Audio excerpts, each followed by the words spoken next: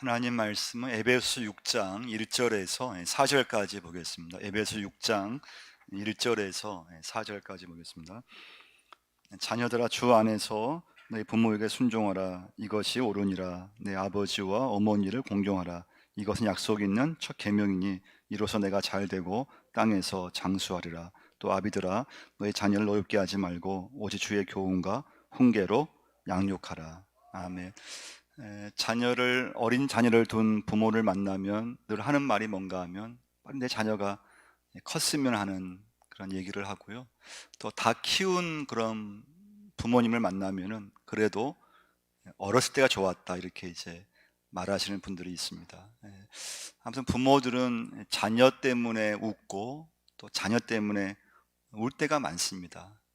그만큼 참 어려운 게 이제 자녀 양육이고 또 가정입니다.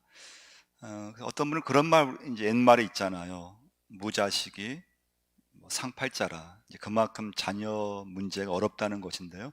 근데 성경 말씀은 우리가 뭐라고 말씀합니까? 시편 127편 3절 말씀 보시면 보라, 자식들은 여호와의 기업이요 태의 열매는 그의 상급이로다. 할렐루야. 그래서 자녀라고 하는 것은 하나님이 내게 허락한 축복이고 내 가정은 하나님의 선물이라고 하는 것입니다. 그러면 오늘 이제 중요한 건 어제가 어버이날이었고 또 주중에 어린날도 있었잖아요. 가정의 달인데 어떻게 하면 내 가정이 행복할 수 있을까? 하나님께서 원하시는 가정이 될 수 있을까? 어떻게 하면 가족 관계, 배우자와의 관계, 자녀와의 관계가 계속 이렇게 좋은 관계를 유지할 수 있을까? 그 말씀을 함께 나누고자 합니다. 1절 말씀 보시면 1절에 보시면 한번 같이 한번 읽어보겠습니다. 1절 2절 있습니다. 자녀들아, 주 안에서 너희 부모에게 순종하라. 이것이 옳으니라. 내 아버지와 어머니를 공경하라. 이것은 약속이 있는 첫 계명이니 이로써 내가 잘되고 땅에서 장수하리라.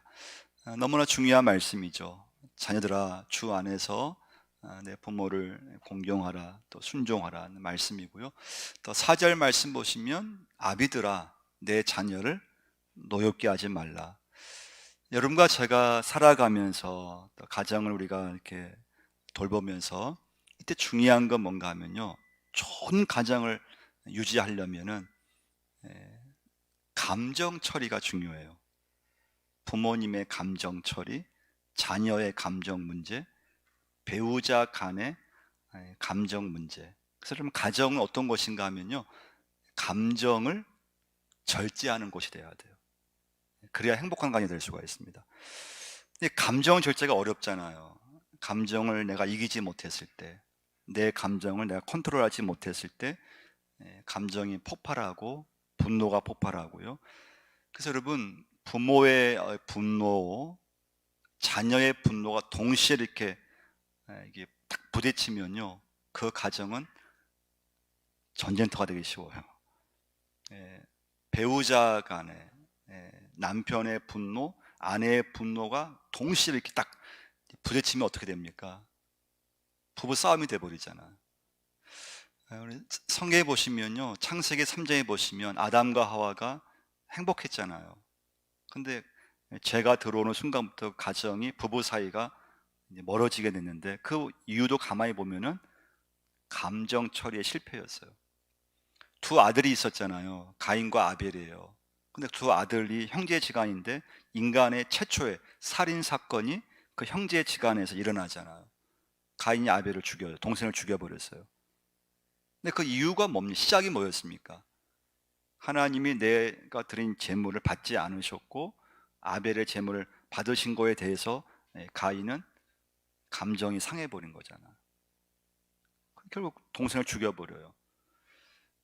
이 세상의 모든 죄를 가만히 보면요, 다 그 죄의 시작은 어디서부터 싹 트는가 하면 감정에서부터 싹 터요. 그래서 여러분, 가정에서 중요한 건 그 가족 구성원들 간의 감정을 얼마큼 절제할 수 있느냐예요. 예. 감정의 절제가 이루어지면 그 가정은 어느 가정이든지 원만해져요. 근데 부모가 훈계할 때도 어떻습니까? 훈계를 할 때도 감정이 들어가 버리면 부모가 폭력을 행사할 때가 많아요. 신체적 폭력을 행사하고 언어적 폭력을 행사해서 오히려 더 가족 모두가 다 상처를 받게 돼 버려요. 그래서 여러분과 제가 오늘 중요한 건 감정 처리, 부모로서의 감정 절제, 자녀로서의 감정 절제. 이건 교회 안에서도 마찬가지예요. 교회에서도 보면요, 감정이 잘 절제되면은 믿음 생활을 잘할 수가 있어요. 근데 감정을 절제하지 못하고 감정을 이기지 못하면 꼭 문제가 되기 시작해요. 그럼 여러분, 감정을 어떻게 절제할 수 있을까요? 내 힘으로는 안 돼요. 이때 중요한 건 가족들을 바라볼 때 하나님 안에서 바라보는 게 참 중요해요. 할렐루야. 하나님 안에서 배우자를 바라봐야 돼요. 하나님 안에서 내 부모님을 바라볼 수 있어야 돼요. 하나님 안에서 내 자녀를 바라볼 수 있어야 돼요. 그러면 감정으로 대하지 않게 돼요. 우리 누가복음 15장 보시면 탕자의 비유 나오죠. 어느 집에 두 아들이 있었는데 둘째 아들이 좀 말썽꾸러기예요. 부모 말 안 들어요. 그래서 부모 있는 재산을 이제 가지고 집을 나가버렸잖아요. 근데 그 둘째 아들이 돈 다 잃고 다시 아버지 집에 이제 오게 되는데요. 그때 아버지가 어떻게 했습니까? 그 둘째 아들을 받아주잖아요. 받을 수 있는 건 뭔가 하면 하나님 안에서 그 아들을 바라봤기 때문에 그래요. 마음 같아서는 집 들어오지 말라고 막 외칠 수 있잖아요. 이 나쁜 자식, 집 나갈 때는 언제인고 들어오지 마 하면서 뭐 감정을 폭발할 수 있을 만한데, 그 둘째 아이 집에 왔을 때 하나님의 눈을 바라보니까 감정으로 풀어버리는 것이 아니죠. 받아준 거 볼 수가 있습니다. 두 번째 메시지의 중요한 건요, 축복의 그런 가정이 되려고 하면은 오늘 이 시간부터 내 가족들을 바라볼 때요, 있는 모습 그대로 바라볼 수 있어야 돼요. 현재 상황 그대로, 좋으면 좋은 대로, 나쁘면 나쁜 대로 내 가족들을, 배우자를, 이 시간부터 내 부모님을, 내 자녀를 그냥 그 모습 그대로 받아주고 수용하실 수 있어야 돼요. 이게 참 어렵죠. 우리 한국 사회는요, 특징이 뭔가 하면 비교 문화예요. 우리 사회가 참 좋은 점이 많아요. 성실하고 근면하고요, 사랑이 많고 정이 많잖아요. 근데 한국 사회가 갖고 있는 다른 나라에 비해서 유독 강한 게 뭔가 하면 비교하는 거예요. 자녀를 비교하고 배우자를 비교하고, 비교를 참 잘해요. 근데 여러분, 자녀를 기를 때, 또 우리 가정을 이렇게 지금 살아오시면서 언제 내 자녀들이 이렇게 좀 분노하던가요? 언제 배우자가 좀 싫어하던가요? 돌아보면은 비교했을 때 싫어합니다. 내 자녀를 다른 집 자녀와 비교했을 때 자녀들은 막 화를 낼 때가 많아요. 배우자, 남편을 다른 집 남편과 비교했을 때 좋아할 사람 아무도 없어요. 다 싫어해요.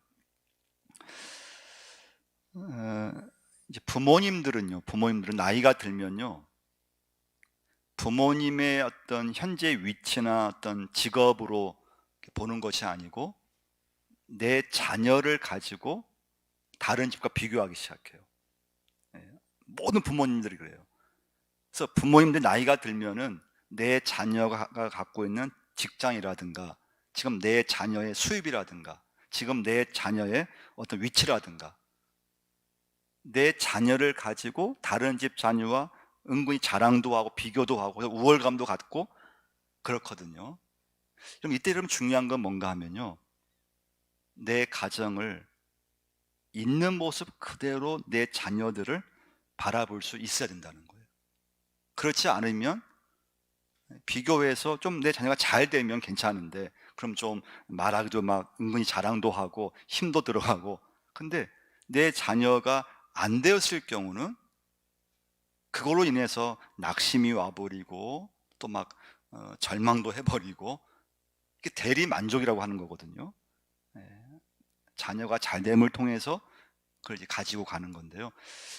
여러분, 우리가 이제 성경 말씀이 기록된 그 민족은 이스라엘 민족이잖아요. 유대인들.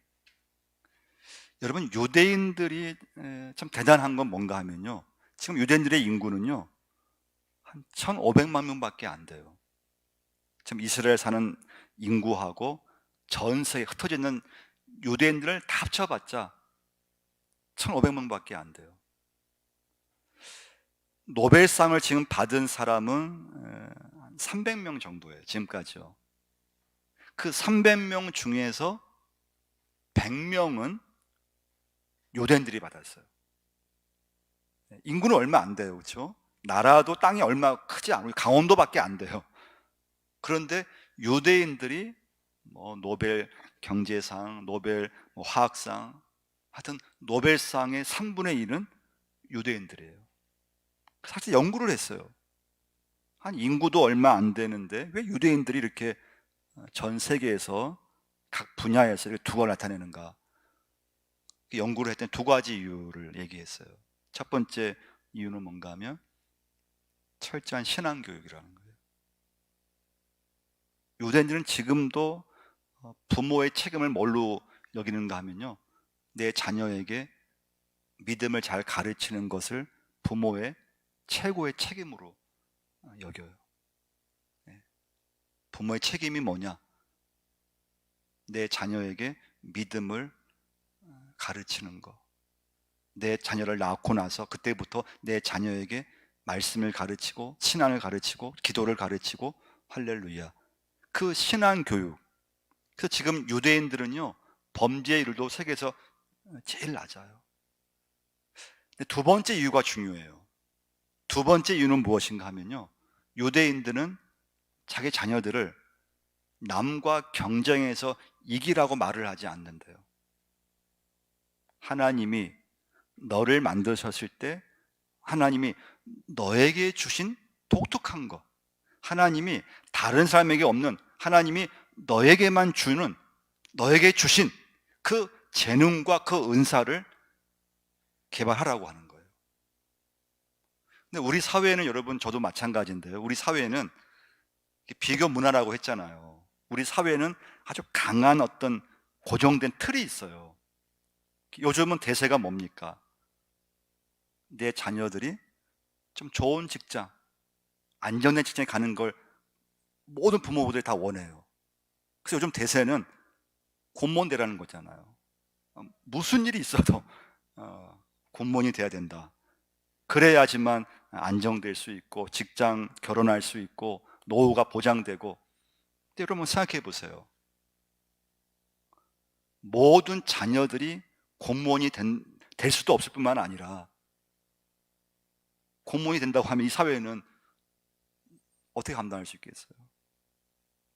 농사도 지어야 사람이 있어야 되고, 코로나19 때처럼 누군가는 택배도 할 사람도 있어야 되고, 음악하는 사람도 있어야, 운동하는 사람도 있어야 되고, 그래야 사회가 이루어지잖아요. 근데 우리 사회는 이게 한 번 이게 어떤 분위기가 형성되면요, 다른 거 중요하지 않아요. 다 글로 가야 된다는 거예요. 그러니까 여러분, 자녀에게 중요한 건, 여러분, 하나님이 내 자녀를 만드셨어요. 그러면 하나님이 내 자녀에게만 주신 독특한 게 있어요. 그것을 개발해 줄 수 있는 게 부모라고 하는 거예요. 그때 중요한 건 있는 모습 그대로, 현재 지금 내 자녀, 내 배우자, 내 부모님을 그대로 그것을 바라고 인정하고 수용했을 때 힘들지 않습니다. 그때 부모님을 공경할 수 있고 자녀를 사랑할 수 있어요. 이때 중요한 건 뭔가 하면요, 저도 이제 이 부분에서 처음에는 잘 못했던 부분이에요. 자녀의 말에 귀를 기울여야 된다는 거예요. 근데 저 자신도 처음에는요, 부모가 됐을 때는 내가 하고 싶은 말을 그냥 막 그냥 했어요. 그걸 훈계인 줄 알았어요. 부모로서 내가 하고 싶은 말을 막 했거든요. 더 갈등만 생겨요. 그게 아니었어요. 하나님이 하나님 위치에 계시지 않고 우리 인간을 만나기 위해서 어떻게 하셨습니까? 인간의 몸을 입고 이 땅에 오셨잖아요. 할아버지 할머니들이 손자를 만나면 어떻게 합니까? 할아버지 위치에서 딱 이렇게 근엄한 것이 아니고 그 아이의 이제 말투를 따라하고 그 아기의 나이에 맞게 행동을 하잖아요. 이렇게 소통이 일어나는 거거든요. 그러니까 여러분, 자녀들, 가족들, 배우자 또 부모님을 있는 모습 그대로 이렇게 수용해야 되는데, 그때 중요한 건 부모님들이 내 자녀들의 말을 잘 들어주는 게 중요해요. 예.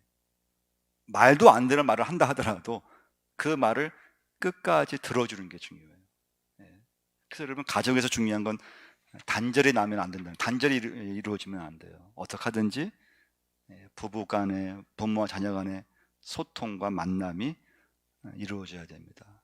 그때 중요한 건 여러분, 내 가족들을 현재 모습 그대로, 지금 배우자를 마음에 안 드는 모습이 있어도 그냥 있는 모습 그대로, 다른 교인들을 바라볼 때 마음에 안 들어요.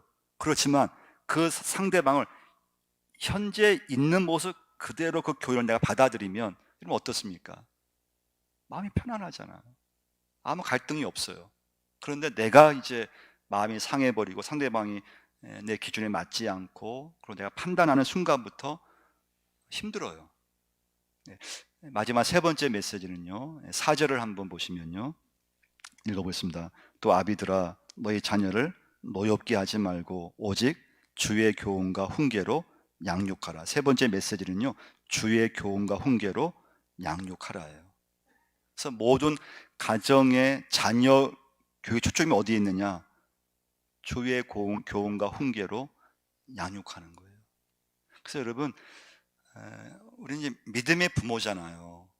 여러분과 저는 영적 부모예요. 그럼 여러분, 믿는 부모인 내가 믿지 않는 부모와 다른 점이 뭐가 있어야 될까요? 여러분과 제 부모인데, 믿음의 부모인데요, 그럼 믿지 않는 부모와 내가 다른 점이 뭐가 있을까? 여기서 중요한 건 내 자녀에게 무슨 일이 있어도 신앙을 이어줘야 된다는 거예요. 할렐루야. 믿음이 이어져야 돼요. 그게 영적 부모에게 하나님께서 원하시는 거예요. 그럼 저도 생각해요. 저 새 자녀 이렇게 기르고 있는데요, 하나님 앞에 갔을 때 하나님께 저에게, 야, 너 자녀 잘 길르다 왔니? 예, 하나님 제가 잘 길렀습니다. 제가 열심히 길렀습니다. 그래?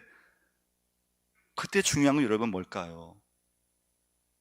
내 자녀를 잘 길렀다 할지라도 세상적으로 정말 좋은 직장, 결혼 잘 시키고 잘 살게 한다 하더라도 신앙이 이어지지 못한다고 하면은 우리의 부모의 책임을 다하지 못한 거라고 하는 거예요. 그 이유는 무엇인가 하면요, 우리는 자녀들을 그동안에 학교에 맡겨버렸어요. 학원에 맡겨버렸어요. 그리고 신앙은 교회 학교에게 그냥 맡겨버렸어요. 여러분, 입시 교육의 어떤 한계는 무엇인가 하면요, 남과 경쟁해서 이겨서 좋은 대학 갈 수 있고 좋은 직장 들어갈 수 있어요. 그것밖에 없어요. 우리 주변에 보시면요, 이렇게 공부 잘해서 정말 이렇게 경쟁에 입시에 해서 좋은 대학 들어가서 좋은 직장 들어간, 대부분 그런 건 아니지만 거의 다 자기밖에 몰라요. 부모님이 이렇게 헌신해서 길러도요, 자신밖에 모르는 거예요. 그러니까 여러분, 신앙이라고 하는 건요, 어릴 때 심어주지 않으면 나이가 커서는 정말 힘들어요. 어릴 때 믿음을 가르치고 신앙을 알려주고. 그래서 여러분, 부모에게 있어서 제일 중요한 건 오늘 말씀의 결론인데요, 부모가 예수를 잘 믿는 사람이 되어야 된다는 거예요. 여러분과 제가 예수를 잘 믿는 사람이 되셔야 돼요. 왜냐하면 신앙은 말로 하는 게 아니잖아요. 가정에서 부모인 내가 믿음의 말을 하고 믿음의 모습을 보여주고, 가정에서 어려움이 있을 때 하나님께 기도하는 모습을 보여주고, 그리고 그 믿음대로 이제 살려고 해야 되는데요. 그래서 여러분과 제가 할 수 있는 건 무엇인가 하면요, 기도밖에 없다는 거예요. 자녀 위해서 계속 기도할 수 있어야 돼요. 그리고 나를 통해서 내 자녀들이 하나님을 알아가고 하나님을 믿고 믿음을 알아갈 수 있는 그런 가정이 되게 해달라고 계속 기도할 수 있어야 돼요. 그래서 신앙에 있어서 최고의 유산이 뭐냐? 내 믿음을 내 자녀에게 어떻게 하든지 이어지게 하셔야 돼요. 믿음을 이어지게 하셔야 돼요. 우리 한번 신명기 6장 한번 찾아보겠는데요. 신명기 6장 한번 4절 한번 찾아보겠습니다.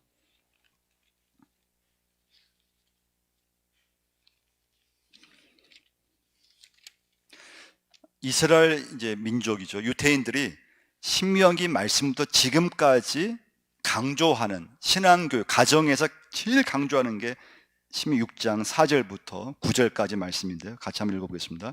이스라엘아 들으라, 우리 하나님 여호와는 오직 유일한 여호와이시니 너는 마음을 다하고 뜻을 다하고 힘을 다하여 내 하나님 여호와를 사랑하라. 오늘 내가 내게 명하는 이 말씀을 너는 마음에 새기고 내 자녀에게 부지런히 가르치며 집에 앉았을 때든지 길을 갈 때든지 누워있을 때든지 일어날 때든지 이 말씀을 강론할 것이며 너는 또 그것을 내 손목에 메어 기호를 삼으며 내 미간에 붙여 표로 삼고 또 내 집 문설주와 바깥문에 기록할지니라. 할렐루야.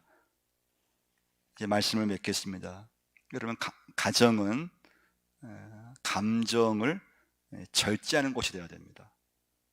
내 감정을 풀어버리는 것이 아니고, 내가 감정이 있지만은 그 감정을 하나님 안에서 그걸 내가 절제하고 또 인내하고, 그리고 모든 가족들을 이 시간부터 있는 모습 그대로 그것을 수용할 수 있어야 돼요.